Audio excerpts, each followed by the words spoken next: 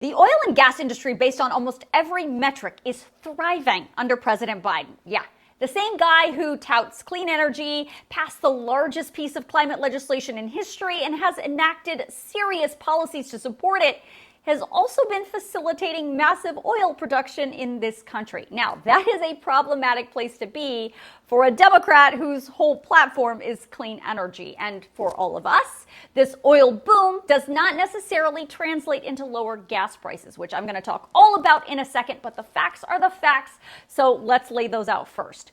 So you know how you always hear politicians say, we need to drill, baby, drill. Well, based on every measurement, the Biden administration is doing exactly that. For his entire term, oil production has been up. But as of December of 2023, we have been pumping more oil in America under President Biden than we have pumped in our country's history. We are averaging 13.2 million barrels every single week. For comparison, the second highest average before that was reached under President Trump in November of 2019 when we hit 12.9 million barrels. Now, crude oil output under Biden is actually outpacing both Saudi Arabia and Russia. And in his first 3 years in office, President Biden has approved slightly more onshore drilling permits than former President Trump did in his first 3 years in office. More people are being employed in the energy sector under President Biden. The most recent report from the Energy Department found more than 8 million people are employed in the energy sectors across the United States. Yes, of course, clean energy jobs increased in every state by almost 4% between 2021 and 2022.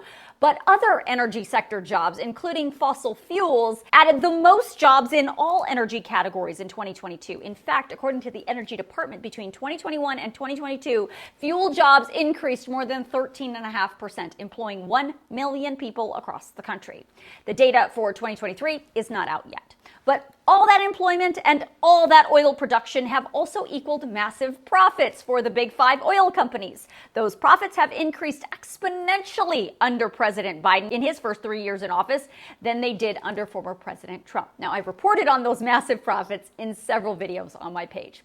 It's also important for you to understand just because we're pumping all this crude oil in the United States does not mean we automatically get cheaper gas prices. That is not how it works. I have told you many times, oil is a global commodity. So oil prices are mostly set by global supply and demand, not only by the supply and demand in the United States. On top of global oil supply and demand, other factors like the cost of refining crude oil into gasoline and taxes, which obviously vary state by state, go into the cost of gasoline. It's a complicated matrix. And I don't care what any politician tells you. The President of the United States has very little control over actual gas prices. Every president takes too much credit when gas prices are low and gets too much blame when gas prices are high. But let's end this video on the conundrum that President Biden finds himself in politically because of all of this. The fact is, if a Republican was in office with these oil numbers that I just reported, he or she would be shouting them from the rooftops. You would see it in every campaign ad. But the fact is, Biden is a Democrat who has heavily leaned into clean energy, not necessarily promoting fossil fuels. And having all this fossil fuel success doesn't really line up with the narrative that he wants to promote. And that's why you almost never hear him talk about it.